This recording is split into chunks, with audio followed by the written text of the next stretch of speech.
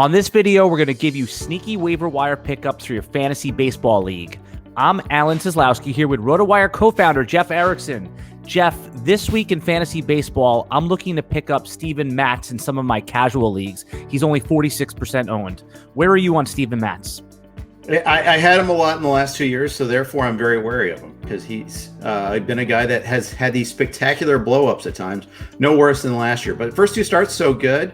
So far, so good, that is. And I think that, he's on a good team. I think you can write off a lot of what happened in 2020. He's always had a decent strikeout potential. I think he's someone who, he's a streamer. So you pick his good spots, try to stay out of the bad spots with him. Easier said than done. But, this week, for instance, I think he draws Kansas City with his one start. So he was on my list of guys to pick up this week. And I don't think I got him in any of my leagues. It was close in a lot of places, but I didn't get him. But he was definitely on my guys to pick up. Yeah, he gets the Thursday start at Kansas City. Not a bad place to start. I'm noticing Brandon Nimmo. Where are you on him? I have him in a lot of leagues. I have him in 6 leagues. They've got a trip to Coors Field this week.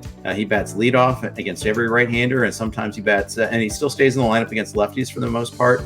Yeah, the Mets have been kind of star-crossed lately, with only playing 5 of their 9 scheduled games to start the season, including Sunday's ridiculous suspended game, which never should have started in the first place. But I like him. I like his on-base skills. He's got some stolen base ability, and he has a little bit of pop too.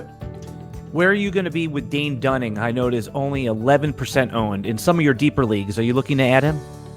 I am. I didn't like at first how Texas was doing tandem starters. When I mean tandem starters, it means they pair one starter with another, like he is scheduled to relieve after him.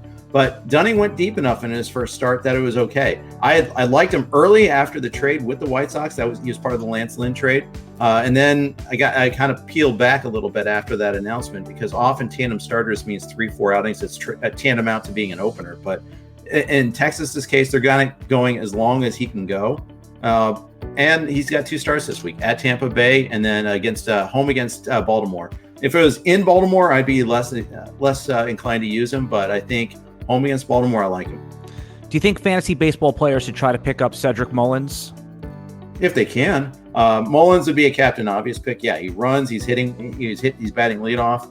He's got a little bit of power in there too, a little bit more than I thought that I gave him credit for at the beginning of the season. Yeah, absolutely pick him up if you can. Yeah, obviously it's not going to be a 300 plus hitter necessarily, but getting that ability to get a little bit of power and a good amount of speed, you take it. Some of the sub 10% rostered players are someone like Colin Moran. Yeah, and Colin Moran's on a terrible team, the Pirates. A park that's not exactly conducive to hitting in Pittsburgh. It's a beautiful ballpark, but it's not really always that great of a hitter's ballpark. They do have 7 games this week. He's batting cleanup. Sure, you go ahead and take a shot on him. There is some power, and he showed it last year too. He's always had a little bit of power. It's usually that comes at the cost of average.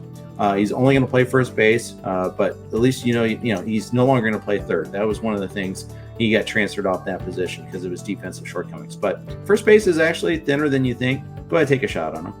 Another sneaky pickup is Yimi Garcia, only 6% rostered. Should we even make a bid on him? Yeah, we should.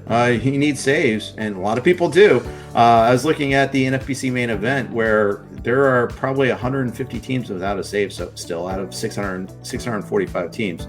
It's really difficult. I think I'm overstating the case, actually. I think it's closer to about 100. But the point being is there's still a lot of teams that are still looking for their first save. And it's just been a wild west in terms of the roster management, the saves, bullpen management for teams so far.